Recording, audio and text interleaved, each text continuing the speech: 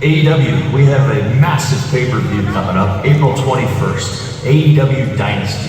The finals, Matthew, of this tag team tournament is FTR versus the Young Bucks, and it got me to think, the last time we wrestled these guys was at All In. I still have some wounds that they haven't really healed. It kind of opens up those wounds, and I feel like this is perfect time to talk about it right now. It was the biggest show in company history, the biggest wrestling show that we've ever been a part of, the biggest match that we were about to be a part of, with FTR versus the Young Bucks. A lot of fans and a lot of critics said whoever wins this match will probably be coined as the greatest tag team of this generation. Right before that match, Nicholas, there was an incident backstage involving two individuals. The first being the scapegoat in this entire situation, Jack Perry. Jack's like a little kid, for a second, you're just like us. I was thinking about it, he kind of reminds me a lot of us at his age. And someone actually once said about Jack, if you've got a problem with Jack Perry, chances are you're the problem. And the other individual tried to make this entire show about himself. Matter of fact, this individual happens to be good friends with FTR, which got me thinking, maybe FTR were the masterminds behind this entire thing. You can't say that. You can't say that, right? Like that, you don't know that to be a fact, so you can't just spread rumors and bash someone on public forum like this. You're right, it's very, very, very unprofessional. Now, while we were dealing with the fallout from this incident, I think it's safe to assume and say that we were thrown off of our game. We had to put our EVP caps on, and we had to neglect being professional wrestlers. The locker room was in disarray. There were respectable wrestling journalists who needed answers. We had no time to hydrate. We had no time to even pray, damn it. So I think if you look in the history books, yeah, you're gonna see something. You're gonna see the FTR guys, they beat the Young Bucks at All In London. But if you had to ask me or anybody else in this room, I think we can all agree that there should be a giant asterisk next to that FTR victory.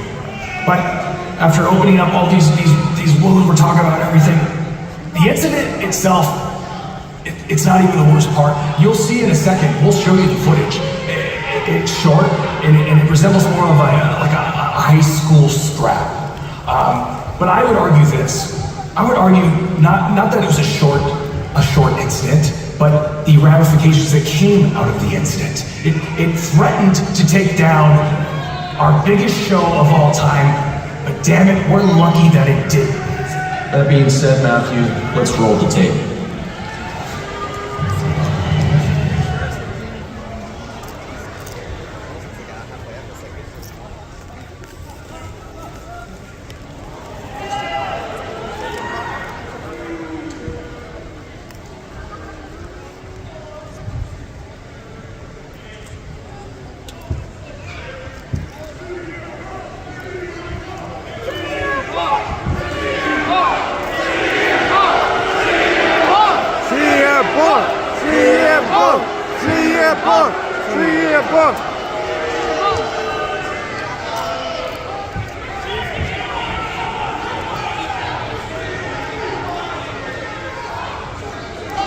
Fuck the Bucks.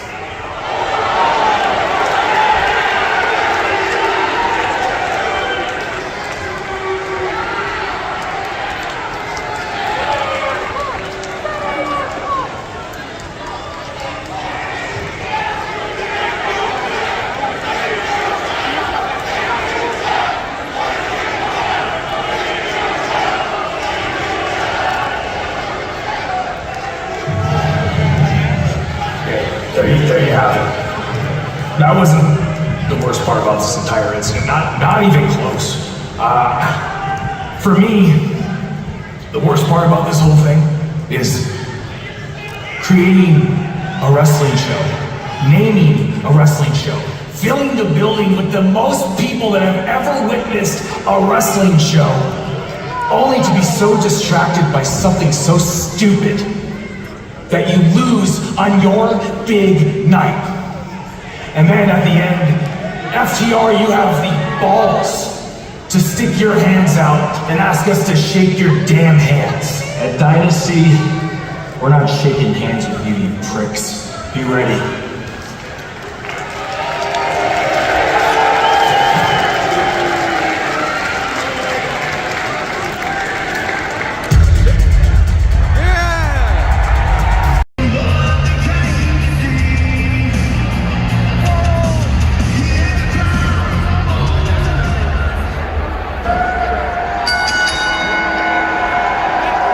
Introducing first, from Cleveland, Ohio, weighing in at 199 pounds, Johnny Gargano!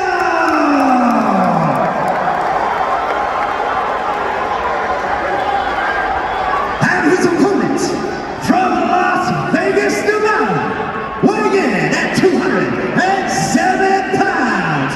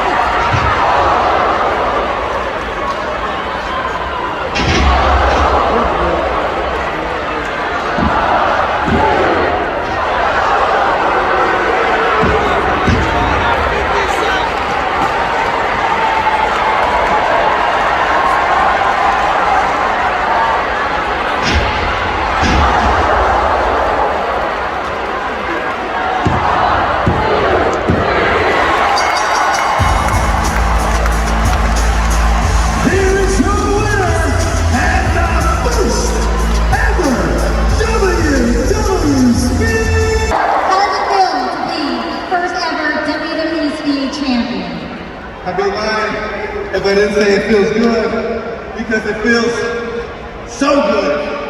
And it's funny. It's funny because when the concept of speed first came out and everybody was talking about it, nobody really knew what it was about. Nobody really knew. But they did know one thing. They knew Ricochet was going to be on it. So you had to watch it. So, I said it before, I say it again, just like they had to give The Rock his own show, they called it SmackDown. You needed to see more Ricochet, so they gave me my own show, and they called it Speed, because as long as I'm champion, this is my show, and I'll be damned if anybody's going to take this from me, because you guys, I'm going to be holding this for a long time, because you know it looks so beautiful around this nice place. So let's give it one time for your new Speed champion.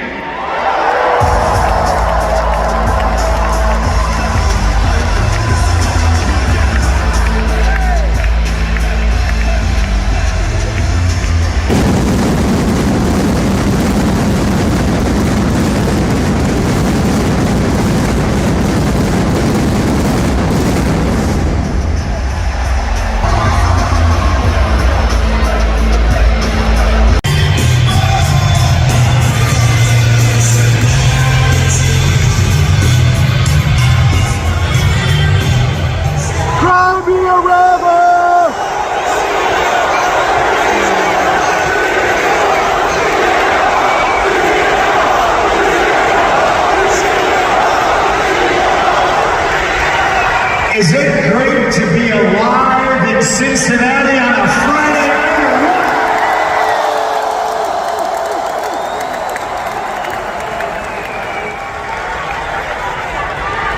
Big things going on here in the WWE. The draft is today. The draft continues Monday. I felt compelled to come out here and speak to my friends in Cincinnati. I have missed you. And take a moment to look around at this place. Y'all packed this house. We couldn't do this without each and every single one of you, so on behalf of everybody backstage, in front of and behind the camera, we humbly thank you very, very much. I want to give a little update. My tricep is not 100% yet, but I am on track, and I promise soon I will be back and I will be competing with all the big tough badasses backstage. You guys having a good time tonight? I said, are you having a good time tonight?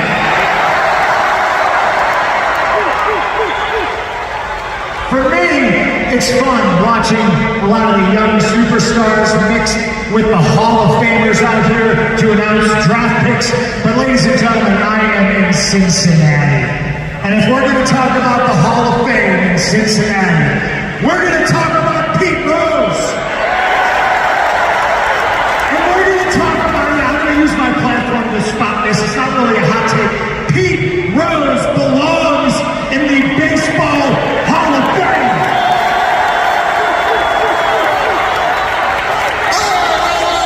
Oh, easy now. Is that Pete Rose? No, it's not. That's not Pete.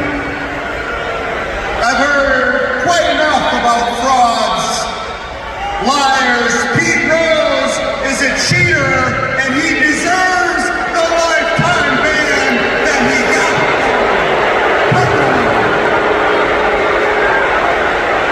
Really? Really? We're in that kind of place?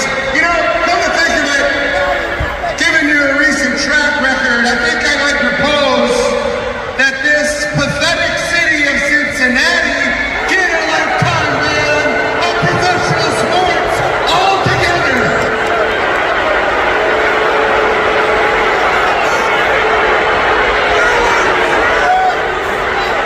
Now wait a second.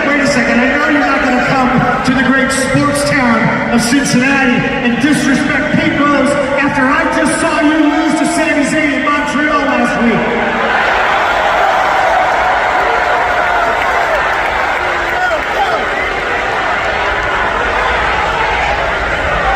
should mention that, you know.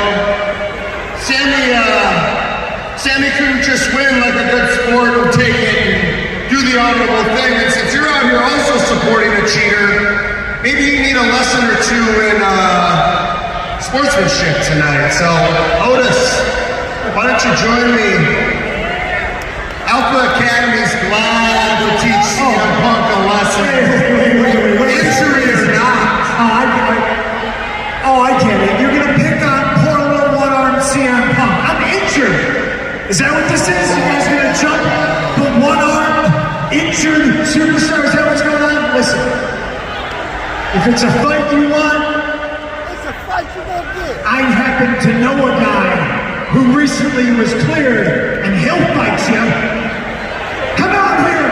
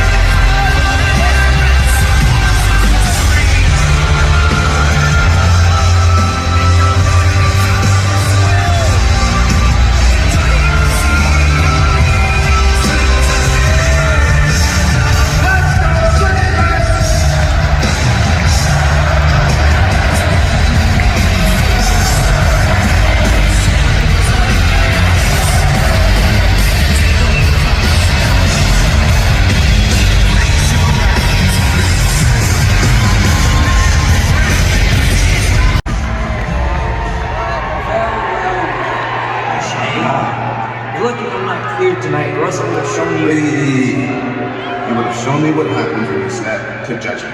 Is that what you were going to say? Listen, Dominic, I'm in here. There's nobody on this entire roster who's more upset that you're not cleared for tonight than me. Mostly because I was really looking forward to defeating you specifically. But I guess honestly, Andrade and I will now have to settle for your little homeboy, Santos Escobar and JD McDonough. Speaking of JD, if you see that little bobblehead for me, please tell him that I'll see him this Wednesday for our speed match, while I will then further embarrass him yet again, because I am Ricochet and I am like that. Yeah, keep walking. Ricochet.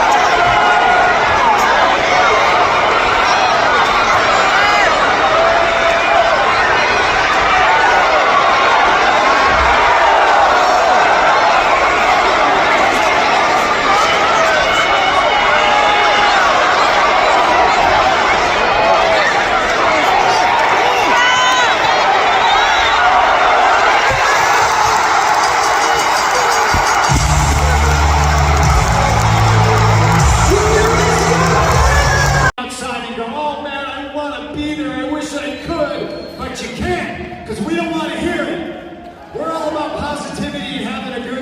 and if somewhere along the way we get into some fights, I don't want to fight you. And we have disagreements, someday I'm going to kick your ass.